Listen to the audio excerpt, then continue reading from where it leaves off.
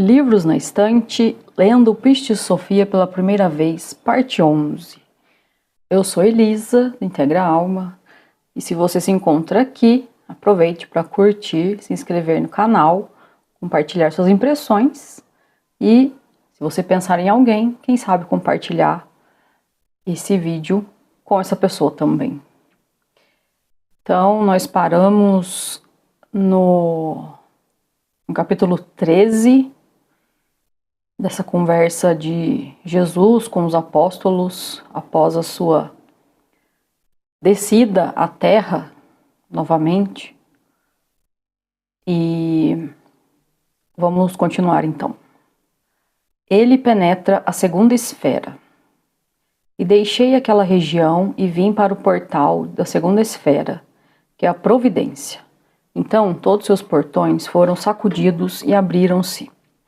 E eu entrei nas casas da providência, resplandecendo intensamente, e não havia medida para a luz ao meu redor, pois brilhava na providência 49 vezes mais do que na primeira esfera.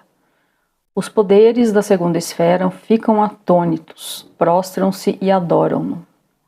E todos os regentes e todos aqueles que estão na providência ficaram perturbados. Caíram uns sobre os outros e ficaram apavorados ao ver a grande luz que havia em mim.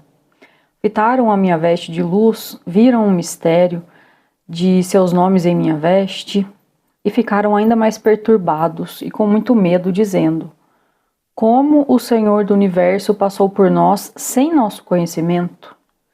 E todos os laços de suas regiões, de suas ordens e de suas casas foram desatados. Eles vieram imediatamente, prostraram-se, adoraram diante de mim, e juntos cantaram louvores ao interior dos interiores, ficando muito temerosos e alvoroçados. 14. Ele entra nos eons. Deixei para trás aquela região e ascendi ao grande eon dos regentes. Cheguei diante de seus véus e de seus portões, resplandecendo intensamente, e não havia medida para a luz que havia em mim. Quando cheguei nos 12 eons, seus véus e seus portões foram sacudidos uns contra os outros. Seus véus abriram-se por conta própria, e seus portões se abriram.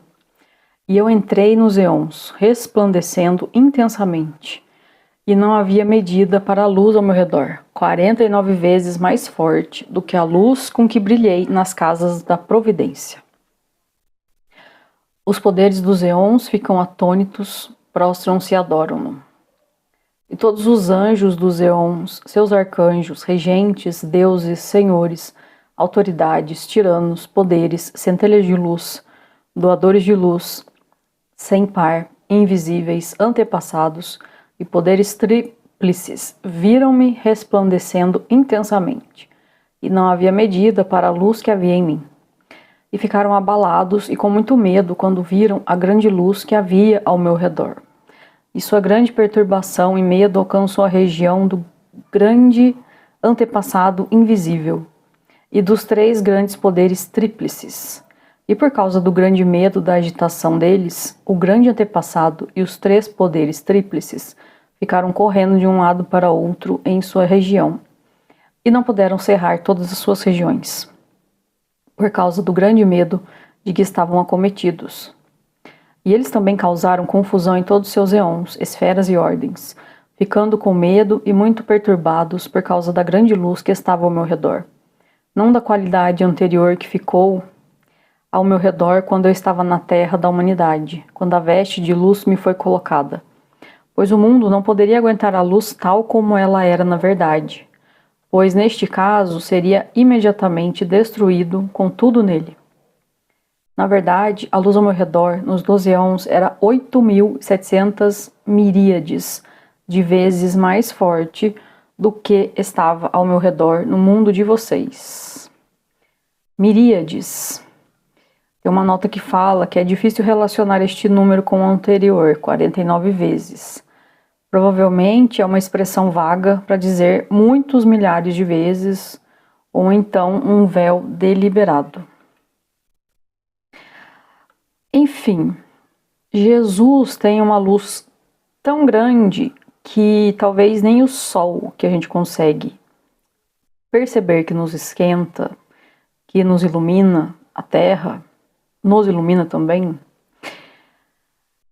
deve ser muito mais forte que este Sol.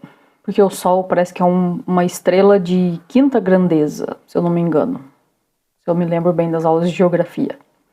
Mas se não for isso, alguém me corrige depois.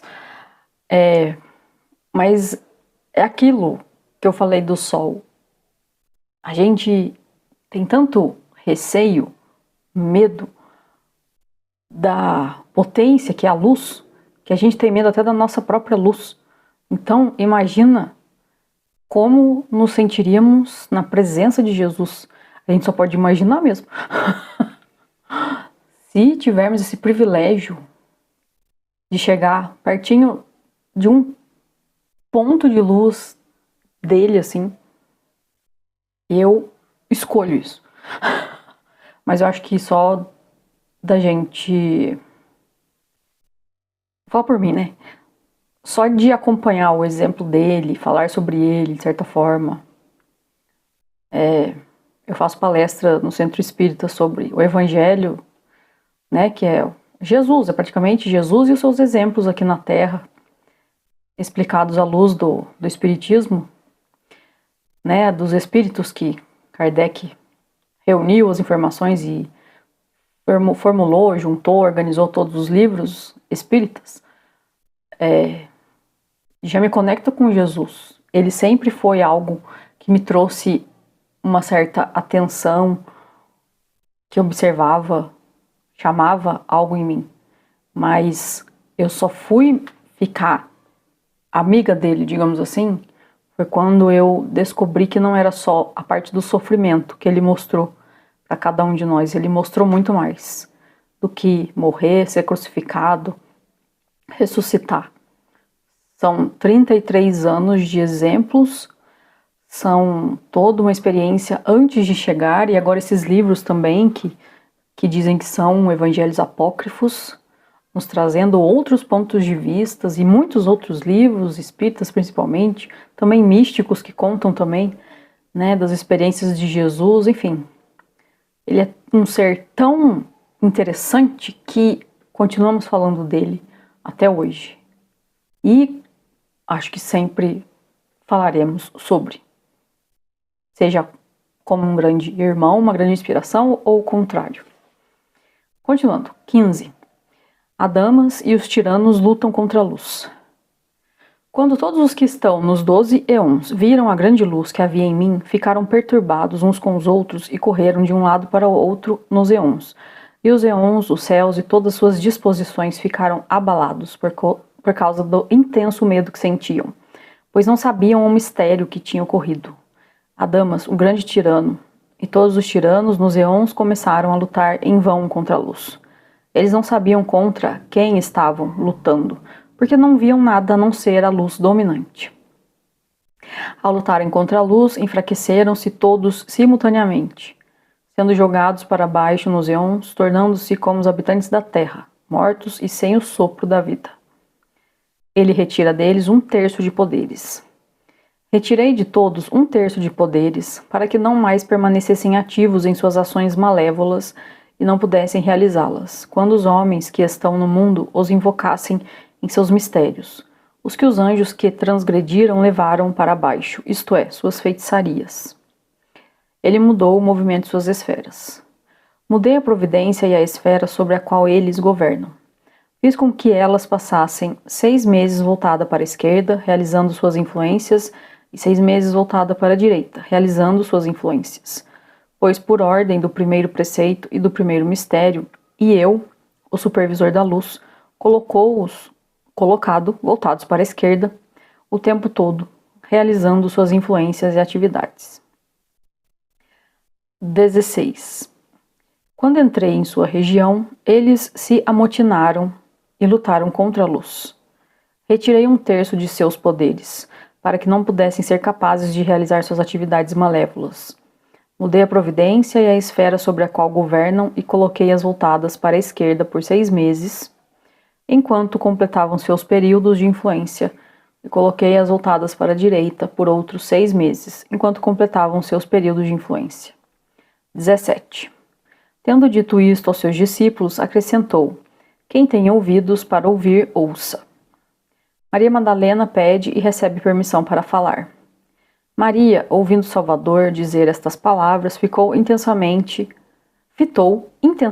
o ar à sua frente por 1 hora.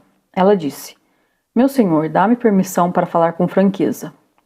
Jesus, o compassivo, respondendo, disse: Maria, tu, a abençoada, a quem vou aperfeiçoar em todos os mistérios do alto, fala com franqueza, tu, cujo coração está mais voltado ao reino do céu do que todos teus irmãos. 18. Disse então Maria ao Salvador: Meu Senhor, as palavras que nos disseste, quem tem ouvidos para ouvir, ouça. Tu disseste para que pudéssemos entender as palavras que acabas de pronunciar. Ouve, portanto, meu Senhor, pois falarei francamente. Maria interpreta a alocução com as palavras de Isaías. As palavras que disseste, tirei 1/3 do poder dos regentes de todos os eons e mudei a providência e a esfera sobre a qual governam, para que quando a raça dos homens os invocarem nos mistérios, aqueles que os anjos transgressores lhes ensinaram, a fim de que pudessem realizar suas atividades malévolas e ilegais no mistério de sua feitiçaria.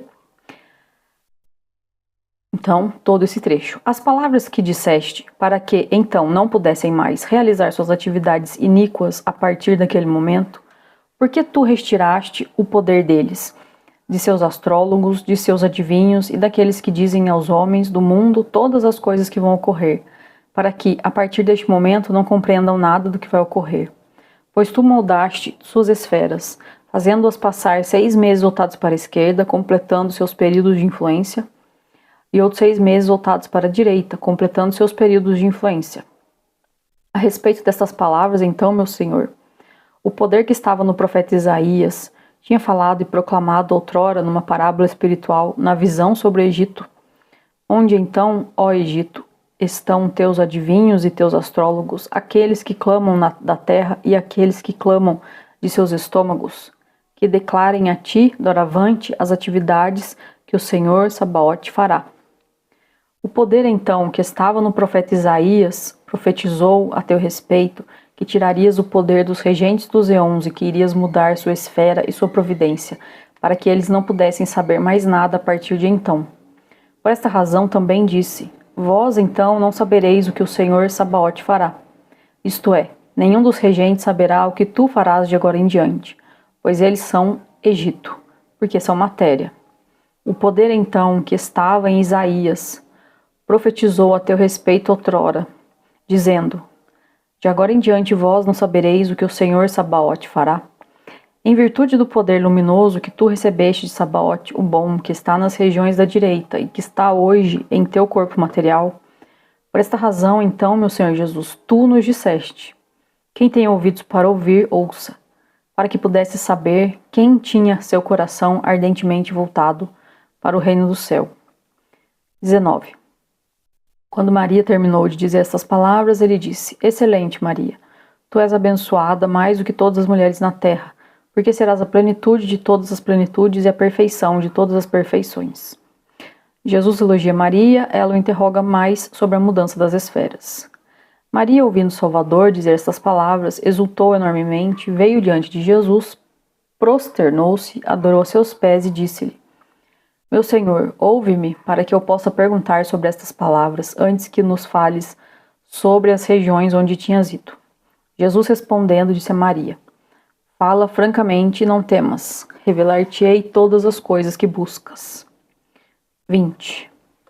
Ela disse: Meu Senhor, todos os homens que conhecem o mistério da magia de todos os regentes dos eons, dos regentes da providência e da esfera, da maneira como os anjos que transgrediram lhes ensinaram, quando eles os invocarem em seus mistérios, isto é, em sua magia malévola, para impedirem as boas ações, eles a realizarão a partir de agora ou não?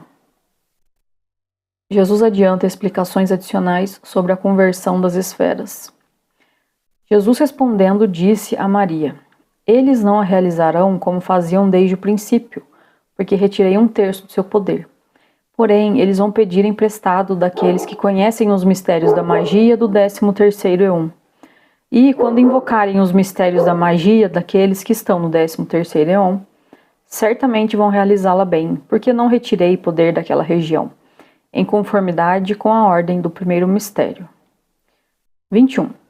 Quando Jesus terminou de falar estas palavras, Maria continuou outra vez e disse: Meu Senhor, então os astrólogos e adivinhos não vão mais revelar aos homens o que lhes vai ocorrer?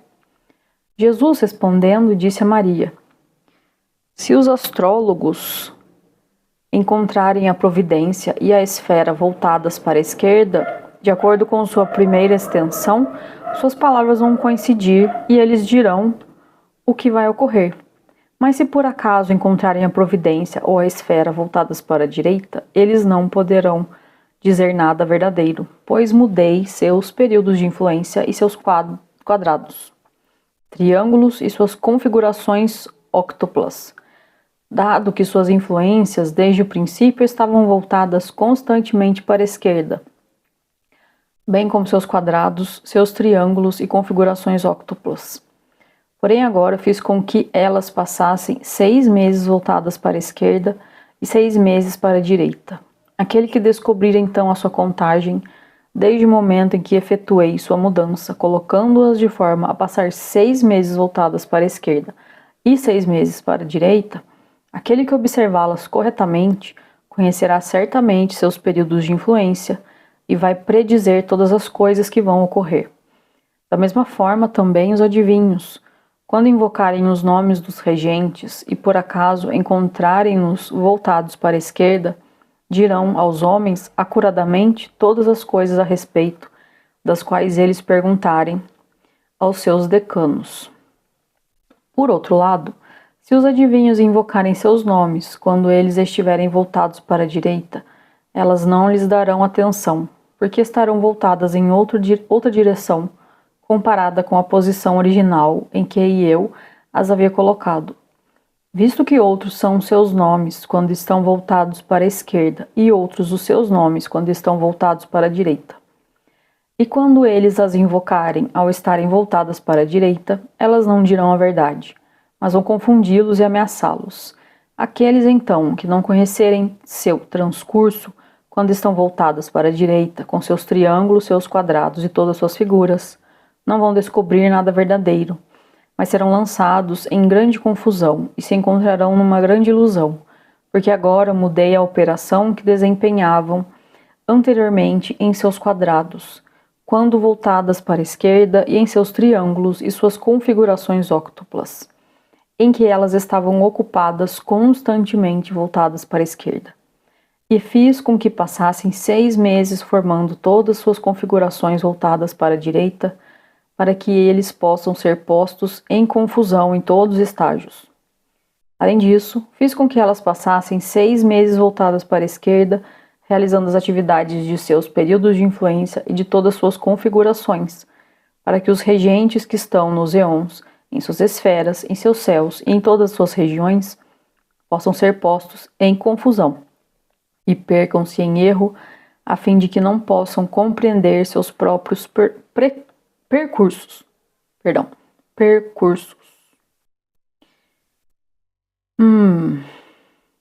São muitas falas desafiadoras para entender. Como eu comentei em outro episódio, eu não estou lendo todos as observações, né, as anotações. E eu pensei aqui, para o próximo episódio, trazer, com o auxílio de IA, um resumo do que aconteceu até aqui, para a gente poder compreender o que são essas regiões, em outras palavras, só para ficar um pouco mais fácil.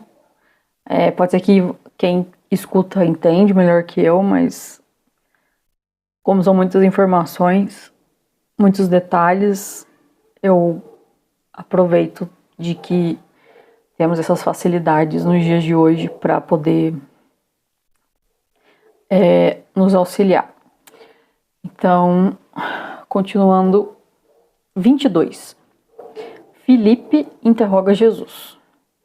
Quando Jesus terminou de dizer estas palavras, Filipe, que estava sentado escrevendo tudo o que Jesus dizia, adiantou-se, prosternou-se e adorou aos pés de Jesus, dizendo: Meu Senhor e Salvador, concede-me autorização para falar diante de ti e interrogar-te sobre estas palavras, antes de falares conosco sobre as regiões em que foste, em virtude de teu ministério. E o compassivo Salvador, respondendo, disse a Felipe: Autoridade te é dada para expressar as palavras que desejares. Felipe, respondendo, disse a Jesus: Meu Senhor, de acordo com que mistério tu mudaste a ligação dos regentes com seus eons, sua providência, suas esferas e todas suas regiões, tornando-os confusos no seu caminho e perdidos em sua direção. Tu lhes fizeste isto para a salvação do mundo ou não? Essa fala aqui me dá a entender de que Jesus modificou, vamos dizer, quem governavam os diferentes reinos, diferentes eons, diferentes ministérios, diferentes regiões, né, as esferas. E alguns deles perderam poder e também eles ficaram confusos quando eles exercem a sua influência na direita. E é meio que, fazendo um paralelo com a nossa existência, é como se fosse a questão, pode estar totalmente errado, mas é a minha observação aqui, meu interessante ponto de vista. É como quando a gente nasce na Terra, partindo do princípio de que somos um espírito que reencarna. Então, cada encarnação, nós esquecemos aquilo que vivemos anteriormente e em várias vezes em essa confusão de que para onde eu vou, de onde eu vim, as questões da humanidade sobre a sua existência. E nem sempre a gente se questiona disso, claro, mas quando se questiona, a gente esquece de observar, perceber de que existem tendências. Algumas pessoas gostam de ler, outras pessoas gostam de ouvir, outras pessoas gostam de observar, outras pessoas gostam de falar, né, usando os exemplos dos sentidos. Tem pessoas com facilidade em lidar com outras, tem pessoas que preferem o seu mundo mais interno, mais íntimo. Então, hoje em dia, a gente praticamente pode criar a nossa profissão, criar o nosso trabalho. Estamos dentro dessa possibilidade. E naturalmente, cada um vem com uma tendência daquilo que pode contribuir consigo mesmo e com as pessoas à sua volta e, quiçá, com muitas outras à sua volta, ou até com o planeta todo. Enfim. Então eu entendo como isso. Essa confusão no caminho, né? Se sentir perdido. Aqueles momentos em que algo dá errado e a gente se questiona: o que eu fiz errado? O que aconteceu? E muitas vezes, ou todas as vezes, é pra gente aprender. E que se deu errado, não quer dizer que o caminho está errado, mas de repente a maneira que seguimos o caminho está errada. Ou não fazemos para o bem maior da mais elevada maneira, né? Se esquecendo do amar ao próximo como a ti mesmo. Então vamos ver o que Felipe recebeu de resposta. 23. Porque o caminho dos eons foi mudado. Jesus, respondendo, disse a Felipe e a todos os discípulos: Mudei o curso delas para a salvação de todas as almas. Amém, amém, digo-vos. Se não tivesse mudado seu curso, grande número de almas teria sido destruído e teria gasto muito tempo se os regentes dos eons, os regentes da providência, da esfera e de todas suas regiões, de todos seus céus e todos seus eons não tivessem sido frustrados. As almas teriam continuado muito tempo aqui fora e o término do número de almas perfeitas teria sido atrasado.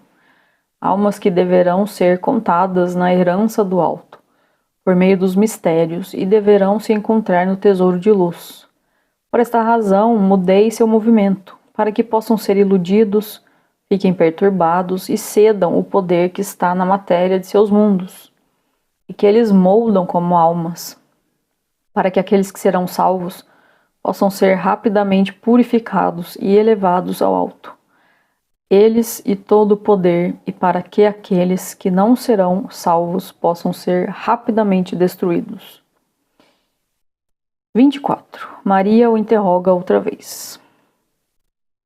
Um parêntese meu, só mais um, talvez. Quando fala em destruição e quando fala em salvar, eu volto lá no livro de Enoque.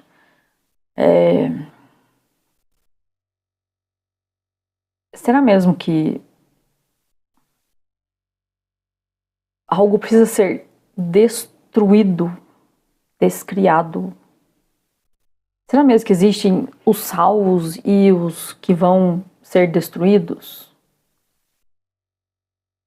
No sentido de existem mesmo os escolhidos e existem os pecadores, e eles sempre serão isso? É como um julgamento que a gente faz sobre coisas e acaba decidindo que a pessoa é aquilo que a gente julgou que ela é. Por exemplo, alguém faz um mal para você, mas para todas as pessoas à volta dela, ela faz o bem. Aí você fala, essa pessoa é maldosa. Mas todas as pessoas à sua volta falam que ela é uma pessoa bondosa.